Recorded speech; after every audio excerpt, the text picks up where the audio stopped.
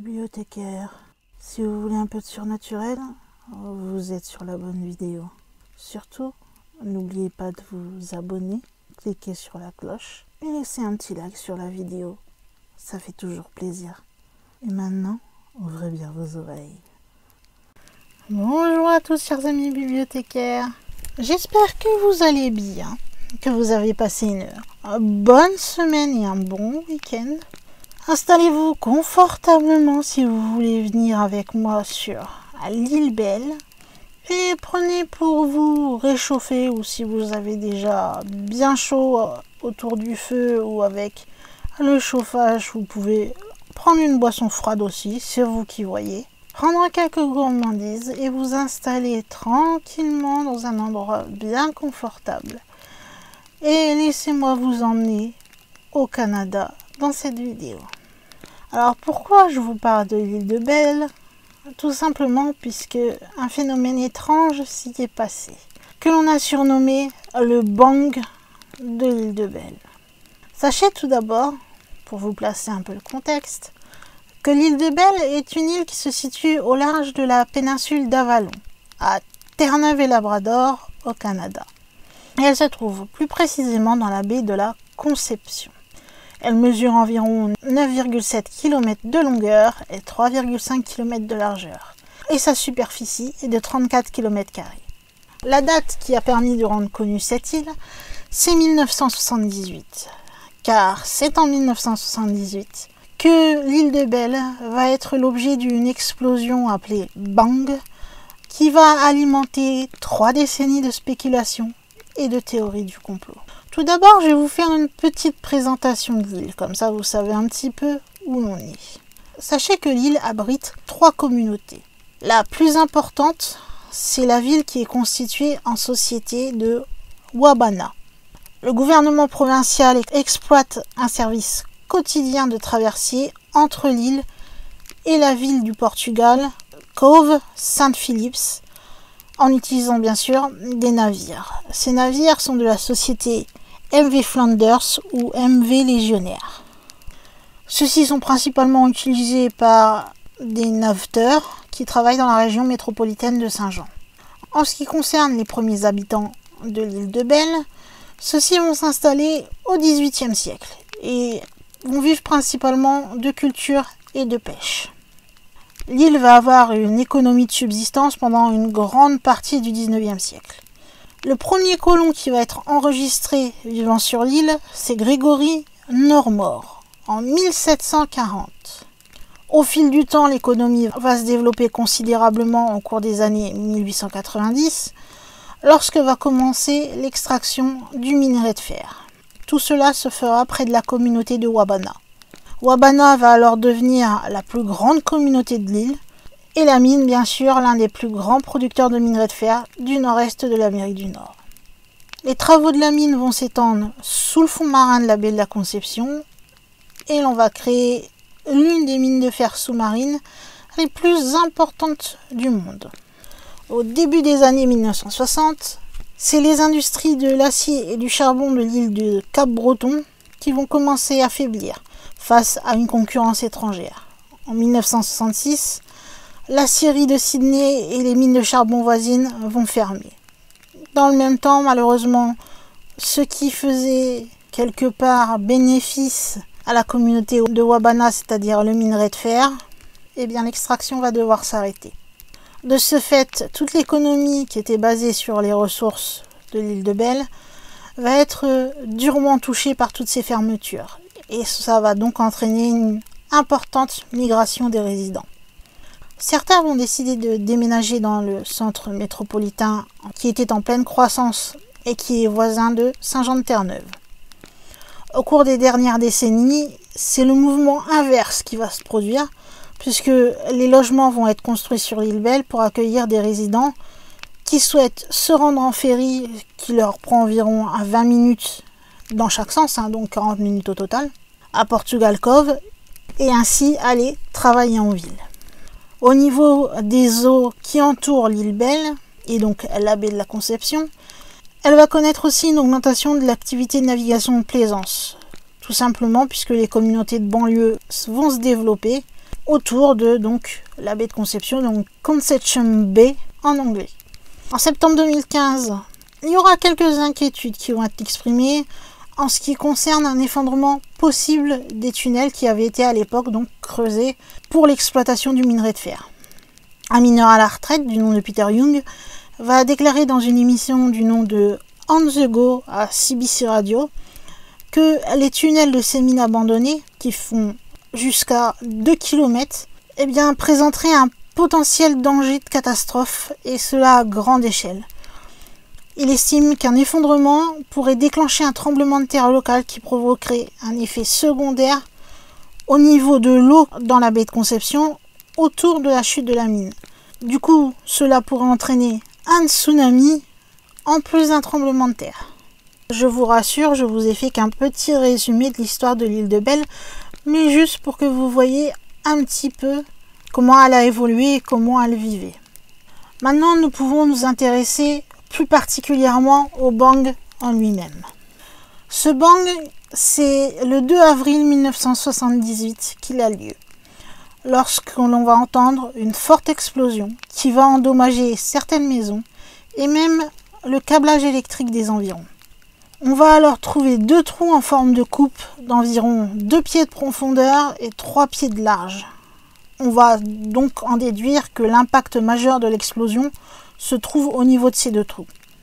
Beaucoup donc de familles, et donc des voisins aussi, ont vécu cette expérience de manière assez impressionnante. Et il y a plusieurs témoignages par rapport à cela. Par exemple, nous avons Jim Bickford qui, au moment de l'explosion, s'apprêtait à allumer son poste de télévision, quand soudain il eut un grand éclair accompagné d'un grondement de tonnerre qui a déchiré sa maison, et l'impact était encore plus fort selon lui que le bruit d'une déflagration déclenchée par 300 bâtons de dynamite. Une des cousines, et qui est aussi voisine des Bickford, Minnie Bickford, a ressenti comme les autres aussi un violent tremblement de terre. Elle dit qu'elle a carrément eu la peur pour sa vie et qu'elle assistait au moment de l'explosion à la fin du monde. Un autre voisin, lui, a vu de la fumée à l'extérieur par la fenêtre de sa cuisine. Son frère, qui était en train de jouer, lui, a vu un puissant jet lumineux éclairer la porte vitrée de la cuisinière. Plus étrange, le petit-fils des Bickford, qui lui s'amusait à l'extérieur, dit avoir vu une boule lumineuse. Une femme, de l'autre côté, au niveau du continent terre-neuvien, a quant à elle vu un énorme éclair au-dessus de l'île. Tout d'abord, la première hypothèse qui a été avancée, c'est que, tout simplement, l'île avait été frappée par ce qu'on appelle la foudre en boule. Des météorologues vont déclarer que les conditions atmosphériques de l'époque n'étaient cependant pas propices à la foudre. On a entendu ce bang à 55 km, jusqu'à Cape Browl. L'impact, lui, s'est produit dans la région de Bickfordville, qui se trouve à peu près au côté sud-ouest de l'île. Ce qui est un peu plus bizarre, c'est qu'en plus donc de ce fameux bang, certains disent qu'ils auraient vu des lumières mystérieuses au-dessus de Conception Bay, donc où se trouve l'île, je vous rappelle, le samedi soir et tôt le dimanche matin, juste avant l'explosion. Carl Sterrett, qui était à l'époque modérateur d'une émission de ligne ouverte à la station de radio VOCM, avait reçu des appels d'environ une vingtaine de personnes qui lui affirmaient avoir observé des lumières colorées se déplacer au-dessus de la baie de la Conception. Un interlocuteur du côté de Harbour Grace, donc de l'autre côté de Conception Bay, a déclaré que de 21h à 23h, la veille de l'explosion, il aurait vu des lumières orange, vertes et blanches qui se sont déplacées dans le ciel de façon irrégulière. Un résident de Whiteless Bay, qui est à l'est de l'île, lui va rapporter avoir carrément vu un ovni dans les premières heures du dimanche matin. Intéressant tout ça. Est-ce que ces possibles ovnis ont un rapport avec le bang ? C'est une question à se poser, n'est-ce pas ? Après l'explosion, c'est le géologue local, le docteur John Malpass, qui va se rendre sur les lieux. Il va ainsi rechercher des vestiges d'une possible explosion de météorites. Il va trouver alors 3 trous dans le sol, un petit et 2, donc comme je vous le disais, de 2 à 3 pieds de long. Mais il ne trouvera rien d'autre. Bientôt, c'est le docteur Thomas Gold, qui est géophysicien à New York, et le docteur Gordon MacDonald, climatologue et géophysicien de Washington, qui vont arriver sur les lieux. Puis finalement, ce sont 2 scientifiques, John Warren et Robert Freeman, qui viennent du laboratoire national de Los Alamos, au Nouveau-Mexique, qui vont arriver sur l'île de Belle quelques heures seulement après que l'événement soit passé. Warren était également enquêteur en ce qui concerne le Mutual UFO Network, donc le MUFON. Donc, comme vous le savez, le MUFON, c'est le réseau d'enquête et de recherche international du phénomène OVNI. Enfin, je suppose que vous le savez, pardon. Et je vous l'apprends donc si vous ne le savez pas.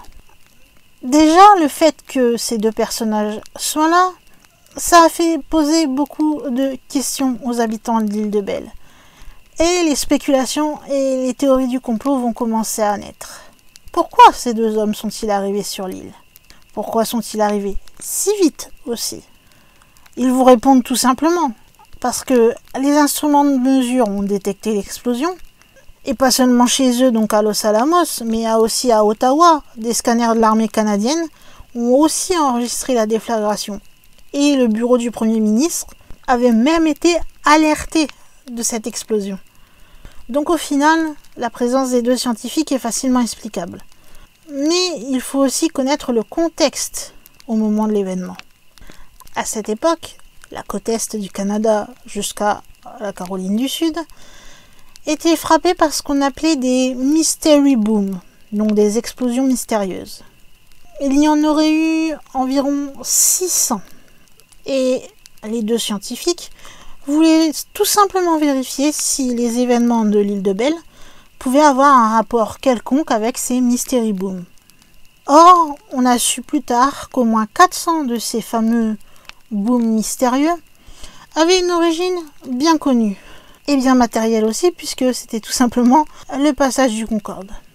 Je vous rappelle que le Concorde était quand même un avion de ligne supersonique, et à ce moment-là, en fait, il avait amorcé ses premiers vols entre New York et l'Europe, le 2 décembre 1977.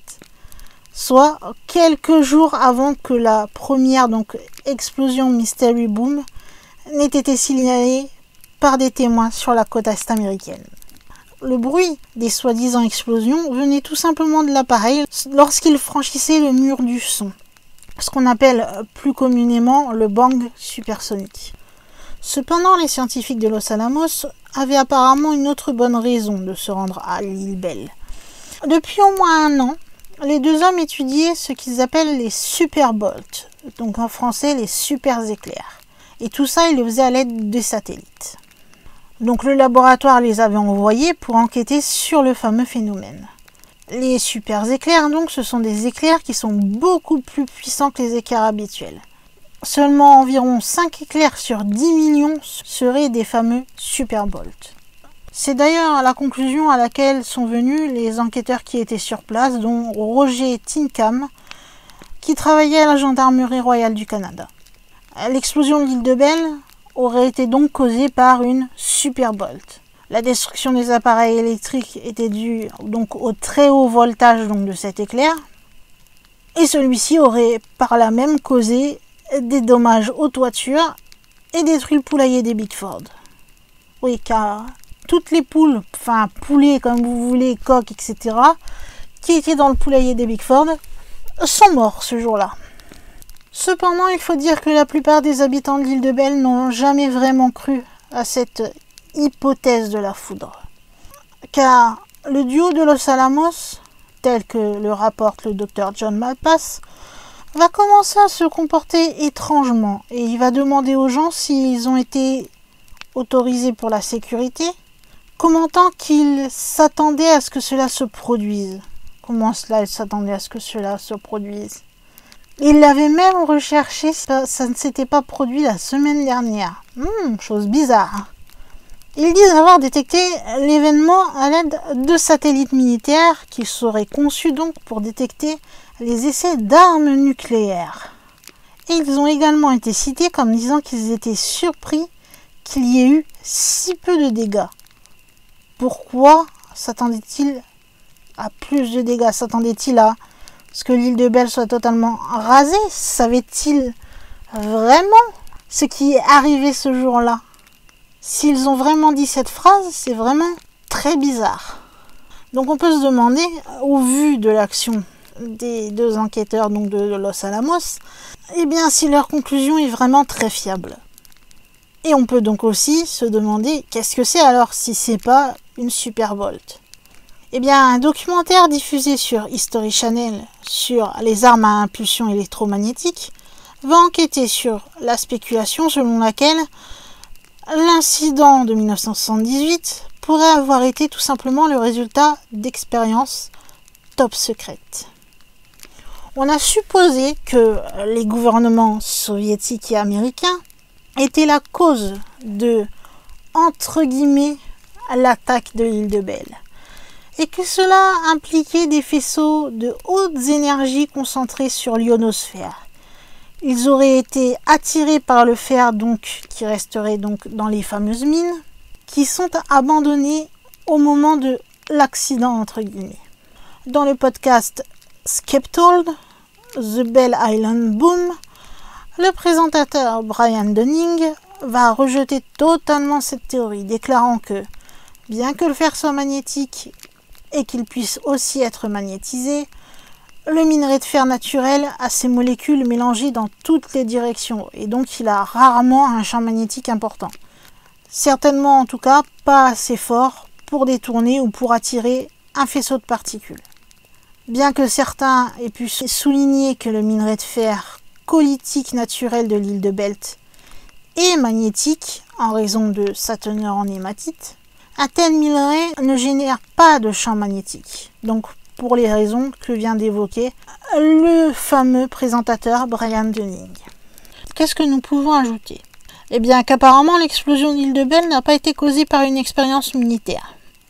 Aucun pays n'était en mesure à cette époque de procéder à une telle expérience. Et apparemment aujourd'hui non plus d'ailleurs n'en serait pas capable. Les pseudo-experts ont alors mis deux possibilités sur le tapis. Une arme à impulsion électromagnétique ou une arme à faisceau de particules. Or, ni les États-Unis ni l'Union soviétique n'avaient mis au point de telles armes à cette époque.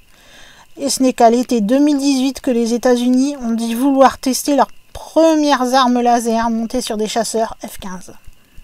Donc au final, on a beaucoup de théories, mais laquelle est entre guillemets la vraie, parce qu'une théorie ne veut pas dire que c'est forcément cette réponse-là qui est bonne et les autres fausses. Nous sommes d'accord. Mais l'île de Belle va encore connaître un petit incident. Le 23 avril 2019, des centaines de personnes sur l'île vont entendre une forte détonation qui, selon eux, ressemblait à une explosion. Puis ensuite, il y a eu comme des genres de secousses qu'on a ressenties jusqu'à 10 miles de Harbour Grace. On a tout de suite compris la cause de cette fameuse détonation ou explosion et des secousses. C'était tout simplement une énorme section de roche qui s'était détachée de la partie nord de l'île. Lorsque celle-ci a heurté le sol et la mer, elle l'a fait avec une force si extrême que bien sûr ça a fait un bruit d'enfer, comme une explosion, et que ça a fait bouger quelque part la terre, d'où les secousses ressenties par les témoins. Les années précédentes d'ailleurs, on avait pu remarquer de grandes fissures qui faisaient à peu près 2 pieds de diamètre dans la région. Et on avait même placé des panneaux pour prévenir les visiteurs de rester à l'écart des éléments instables. Du coup, cet événement va jeter comme un doute sur les causes présumées du bang de l'île de Belle. Le seul truc, c'est qu'on ne se souvienne pas qu'un bout de roche particulièrement soit tombé ce jour-là. C'est tout. Mais ça reste une autre théorie, en effet. Le seul truc qui est un petit peu bizarre, donc en plus des lumières et possibles ovnis vu la veille, c'est que, comme je vous disais, si vous vous rappelez bien un peu plus haut dans la vidéo, les Beckford avaient un poulailler, où tous les poulets donc sont donc morts. Bizarrement, eh bien ces poulets ont totalement disparu. Quelqu'un les a emmenés, on ne sait pas pourquoi et on ne sait pas qui. Donc finalement, qu'il s'agisse d'un super éclair, d'une météore, d'un entre guillemets rayon de la mort américain ou soviétique, on a toutes les théories proposées qui sont possibles. Même la théorie des ovnis, puisqu'ils sont évoqués. On ne peut pas dire qu'il y en a une qui est plus valable que l'autre. Tout ce dont on peut être sûr, c'est qu'il y a bien eu un bang inexplicable sur l'île de Belle en 1978. Et que de possibles ovnis se sont montrés la veille du bang, et cela sans aucune explication. J'avoue, moi, quand même, malgré les explications possibles des théories, que ça reste pour moi quelque chose d'étrange et de bizarre. Mais vous, qu'est-ce que vous en pensez? Eh bien, vous savez que pour me dire votre avis sur le sujet, il y a une section qu'on appelle la section commentaires. Donc, je vous invite fortement à me dire ce que vous pensez donc de ce fameux bang de l'île Belle. Si vous croyez plus en une théorie qu'en une autre. Tout simplement me dire si vous avez aussi aimé la vidéo ou non. Si vous avez la flemme, me faire quand même un petit coucou, ça serait sympa. Et puis n'oubliez pas non plus de mettre un petit like sur la vidéo, ça fait toujours plaisir aux petits youtubeurs dont je fais partie. Sachez d'ailleurs que si vous avez apprécié cette vidéo, vous pouvez très bien appuyer sur le petit bouton où il y a marqué s'abonner. Et surtout, vérifiez bien que vous avez activé la petite cloche pour recevoir toutes les notifications liées à la chaîne, si vous voulez ne rien louper en ce qui concerne cette chaîne. Et pour finir, vous savez que vous pouvez partager cette vidéo et la chaîne et même les autres vidéos partout où vous pouvez, que ce soit réseaux sociaux, mail, bouche à oreille. Vous faites comme vous voulez. Si vous voulez inviter des amis à se joindre à nous sur cette chaîne et ainsi permettre d'agrandir la famille de mes petits bibliothécaires, eh bien vous pouvez le faire tranquillement. Vous savez que les murs de la bibliothèque peuvent très facilement s'agrandir et accueillir plus de monde. Je remercie tous les bibliothécaires qui me sont fidèles. Je vous embrasse fort. Et je crois que, en tant que gardienne de la bibliothèque, il est temps pour moi de fermer les portes de celle-ci et de vous dire à une prochaine vidéo.